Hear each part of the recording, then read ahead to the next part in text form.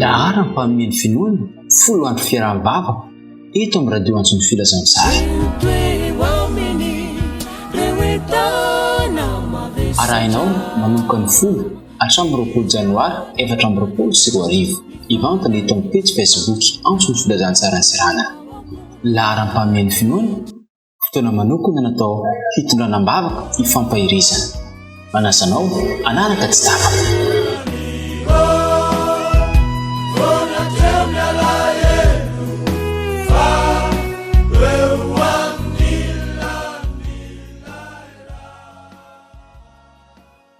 Manona fiadanan'ny tompo antsika tsirairay avy indray amin'ity androany ity, ary mbola mamerina ny fiarabana tratry ny taona ho antsika tsirairay avy indray amin'ity androany ity, ka ingany ity taona ity hitondra fiadanana, hitondra fahasalamana, hitondra fitahena ary fitomboam-panahy ho antsika tsirairay avy. Zava-dehibe no arantsika mandritra ny 10 andro izay ianarantsika ny ireo zavatra ilain'ny finoantsika eo amin'ny fanarantsika an'Andriamanitra, ireo laharam-pamehan'ny finoantsika. Agnisan'ny zava-dehibe ny fahafantarantsika izany sy famerenantsika mandrakariva ny zavatra ilaintsika amin'ity andro farany misy antsika ity.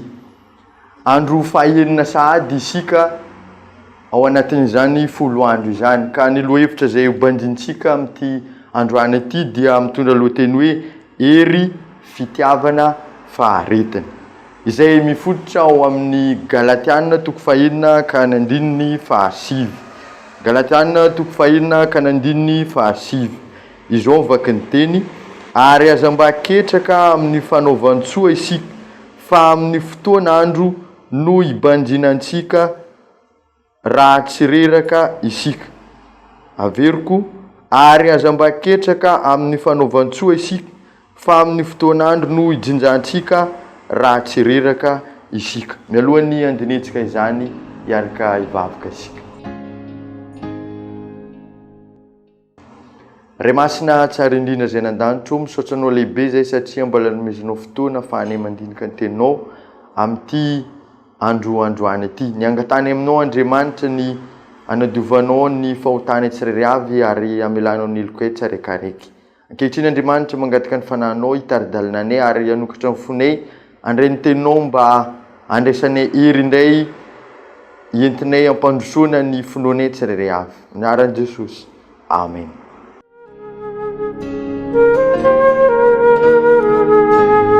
Hery fitiavana faharetana. Eo amin'ny ara-panantsika tsirairay avy dia anisan'ny zavatra ilaintsika ny hery, ary amin'ny zavatra rehetra izay ataontsika raha tsy misy hery dia azo antoka fa tsy misy zavatra izay ho vitantsika eo amin'ny fiainantsika tsirairay avy. Ary tahaka izany ihany koa ny amin'ny ara-panantsika, ilaintsika mandrakariva izany hoe hery izany eo amin'ny ara-panantsika, satria raha tsy misy hery eo amin'ny ara-panantsika dia ho sarotra amintsika ny anatanteraka ny zavatra izay takian'Andriamanitra eo amin'ny fiainantsika, eo amin'ny fanarantsika azy amin'ity andro misy antsika ity. Ny zavatra hita dia zavatra iray rehefa tsy manana hery, ary indrindrandrindra mitodika eo amin'ny lafiny ara-panahy isika. Raha tsy manana hery isika eo amin'ny ara-panahy dia mora kivy ary mora ketraka eo amin'ny zavatra mandalo eto amin'ity tany ity. Ary ny mampalahelo, misy ny olona izay miala mivavaka satria efa tsisy hery entina manohitra ny zavatra izay mandalo eto amin'ity tany ity. Ka noho izany dia zava-dehibe ny filantsika hery eo amin'ny fanarantsika ny dia manaraka an'i Kristy. Izany hery izany anefa dia tsy zavatra tonga ho azy, fa tsy maintsy misy zavatra izay tsy maintsy ataontsika mba hahafahantsika indray izany hery izany. Indrindrandrindra ny fototra azahoantsika izany hery izany dia tsy inona fa ny vavaka izay ataontsika. Ambaran'ny tenin'Andriamanitra fa io vavaka io dia anisany mitondra hery eo amin'ny fiainantsika tsaraikaraiky. Ary ny zavatra hita ihany koa ao anatin'ny soratra masina fa rehefa manantona ny Kristy atsika amin'ny alalan'ny vavaka dia Andriamanitra mihitsy no manome hery ho antsika tsirairay avy. Ny zavatra azo antoko ny olona anankiray rehefa manantona ny Kristy dia tsy maintsy mandray hery avy amin'Andriamanitra ahafahana mampitombo ny ara-panahy ary indrindrandrindra manatsara ny fiainam-panahy eo amin'ny fiainana andavanandro ary indrindrandrindra eo amin'ny fanarahana any Kristy. Ao anatin'izany fahazahoana hery izany eo amin'ny fiainantsika dia ilana fikirizana ihany koa ary ilana fitiavana satria raha tsy manana fitiavana izany vavaka izany atsika ary raha tsy manana fitiavana n'Andriamanitra dia sarotra amintsika ny hanatanteraka izany eo amin'ny fiainantsika. Fa ilaina ihany koa ny fitiavana ao anatin'izany fahazahoana hery avy amin'Andriamanitra izany satria rehefa manana fitiavana isika dia moramora amintsika ny hanatanteraka ny zavatra izay takian'Andriamanitra eo amin'ny fiainantsika tsirairay avy. Ao anatin'izany ny fikirizana ao anatin'ny vavaka izay ataontsika. Matetiky misy atsika indraindray rehefa mivavaka dia toa tsy mahita ny valiny izay omen'Andriamanitra ary toa tsy maharitra satria efa meka hita ny valim-bavaka izay omen'Andriamanitra antsika. Ao anatin'izany anefa dia ilana faharetana ny fiandrasana izany valim-bavaka izay omen'Andriamanitra izany. Fa ny zavatra azo antoka rehefa miantso an'i Kristy atsika, rehefa manantona an'i Kristy atsika dia azo antoka fa tsy maintsy azo valiny avy amin'Andriamanitra. Ny zavatra mahafinaritra eo amin'Andriamanitra dia rehefa manantona an'i Kristy atsika ary rehefa miantehitra amin'i Kristy amin'ny alalan'izany vavaka izany, tsy misy vavaka izay tsy mivaly eo amin'Andriamanitra. Fa anjarantsika manatanteraka izay takian'Andriamanitra amintsika tsirairay avy. Fa rehefa mivavaka mangataka amin'Andriamanitra dia rehefa manam-pinoana azo antoka fa tsy maintsy mandray valim-bavaka eo amin'ny izany fangatana izay ataontsika izany.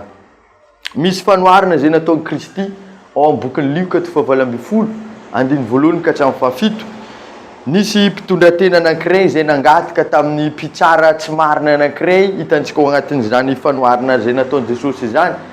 Fa ity mpitondra tena ity dia tsy kivy teo amin'ny fiainany fa nazoto nangataka ary nangataka hatrany na dia efa tesitra aza ilay mpitsara. Fa ny zavatra mahafinaritra dia nandray valiny ihany ity mpitondra tena ity satria niaina tao anatin'ny fikirizana mafy teo amin'ny fangatahana izay nataony tamin'ilay mpitsara. Ary tahaka izany ihany koa isika eo amin'Andriamanitra. Andriamanitra rehefa mitsindro atsika, Andriamanitra tsy manao ankilabao ny fangatahana rehetra izay ataontsika satria izy no nanamboatra atsika ary tiany atsika tsirairay avy. Ary izay fitiavana izay no tanterany eo amin'ny fanatanterantsika izany fangatahana izany. Ary asehon'i Kristy eo amin'ny fiainantsika fa mitsindro atsika mandrakariva izy eo amin'ny lafiny fiainantsika tsirairay avy. Ao amin'ny Jeremia 7:7 manasongadiny fa rehefa miantso an'i Kristy atsika dia azo antoka fa mamala atsika izy ary asehony eo amin'ny fiainantsika tsaraikaraiky ny zavatra izay takiantsika aminazy ary indrindrandrindra mbola manomeny tsara indrindra mihoatra izay angatantsika Andriamanitra eo amin'ny lafim-piainantsika tsaraikaraiky. Ary izay no amporisinatsika indray amin'ity takariva ity ary amin'ity fandaharana izay atrehantsika ity dia ny mba ahafahantsika manakaiky kokoa an'Andriamanitra ary manatsara kokoa ny lafim-piainantsika ara-panahy fa ny zava-dehibe rehefa manantona an'Andriamanitra isika. Rehefa miantehitra amin'i Kristy amin'ny alalan'ny vavaka isika dia azo antoko ny fahombiazana, azo antoko ny valim-bavaka izay ho azontsika rehefa manakaiky an'i Kristy isika tsirairay avy. Andriamanitra dia tsy mifidy lalana tsara ho antsika fa manome vahaolana tsara indrindra eo amin'ny fiainantsika. Ary izay fampanantenana omen'i Kristy antsika amin'ny alalan'ny tenin'Andriamanitra izay ny tokony ampazoto atsika ary ny tokony ampitombo hery amintsika tsirairay avy ary indrindrandrindra ny fikirizana sy ny fitiavantsika an'i Kristy. ary ao anatin'izay hery sy fitiavana sy faharetana izay andrasantsika ny fahombiazana ny tombontsoa izay omen'Andriamanitra atsika dia ilaintsika ihany koa ny manatanteraka izay takian'Andriamanitra ary asongadiny andiny fototra antsika tefa tokony hanao asa soa atsika ary tokony hanao ny tsara mandrakariva ary tsy tokony horeraka isika ny zava-dehibe eto tsy hoe reraka ara-baktery fa tsy tokony anampataperany fanaovantsika ny tsara sy ny fanaovantsika soa eo amin'ny fanatanterantsika ny baikon'ny Kristy satria efa omen'Andriamanitra hery atsika ahafahantsika manatanteraka izany. Ka amin'ity andro fahaenina ity Andriamanitra dia mampitodika atsika mba hifikirantsika amin'ny mandrakariva ary mba hananantsika faharetana eo amin'ny fanarantsika ny dian'ny Kristy, eo amin'ny fanarantsika eo amin'ny dia ara-panahy, eo amin'ny fanarantsika sy fanatrarantsika ny tanjona eo amin'ny fiainantsika tsirairay avy. Azo antoka fa manana tanjona atsika tsiraikaraiky eo amin'ny fiainantsika andavanandro ary manana tanjona atsika eo amin'ny ara-panahintsika. Ka ao anatin'izay tanjona izay ilantsika faharetana sy anatanterantsika ny baikon'ny Kristy ary anehoantsika fa manakaiky azy isika ary tokony hitataritra eo amin'ny fiainantsika tsiraikaraiky ary tokony hitataritra ary songadina eo amin'ny fiainantsika fa olony vavaka atsika tsirairay avy satria ny vavaka ireriany no anisany anovozantsika hery amin'ny alalan'ny vavaka ireriany no ahafahantsika mampitombo ny ara-panahintsika amin'ny alalan'ny vavaka ireriany no ahafahantsika manatratra ny tanjona rehetra izay tiantsika hotratrarina eo amin'ny fiainantsika tsiraikaraiky. Ka amin'ity andro fahaenina ity dia tiako raha olony vavaka atsika tsirairay avy ary hovahoaka andray hery ary indrindrandrindra hovahoaka izay hovonina hiandran'i Kristy rehefa ho avy amin'ny raolanitra izy. Ka Andriamanitra hitahantsika tsirairay avy ka mba hahatonga ny lohevitra izay nobadinitsika tamin'ity hariva ity mba ho tanteraka ary ho zava-misy eo amin'ny fiainantsika tsiraikaraiky. Andriamanitra hitahantsika. Amen. Amin'ny fiaraha-mivavaka izay hoarantsika ity dia zava-dehibe ny mitondram-bavaka. Koa ankehitriny manasa antsika tsirairay avy hanonjoka ny lohantsika fa hivavaka atsika ary hitondram-bavaka ireo namantsika izay mangataka vavaka mba ahafahan'Andriamanitra miditra antsetra eo amin'ny fiainany tsiraikaraiky. Koa manasa antsika hanonjoka ny lohantsika fa hivavaka atsika.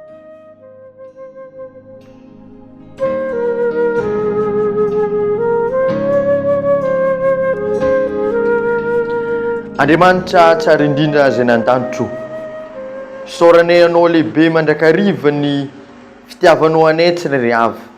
Ahafahanay mandray ny teninao mandrakariva izay ahafahanay mitombo eo amin'ny fanaranay ny dianao. Ny angatanay Andriamanitra ny mba ahatonga izay andray hery avy aminao. Ahatonga izay Andriamanitra mba aneho fitiavananao misimisy kokoa eo amin'ny fiainanay tsirairay avy ary indrindrandrindra ny anananay faharetana eo amin'ny fangatana rehetra izay ataonay aminao ary ny anananay faharetana eo amin'ny fanaranay ny dianao. Ankehitriny Andriamanitra, misy antom-bavaka vitsivitsy izay tianay angatana eo aminao. Misy ireo mpanomponao izay mangataka hery, mangataka anao Andriamanitra ny hanome izany hery izany ho an'izany mpanomponao izany.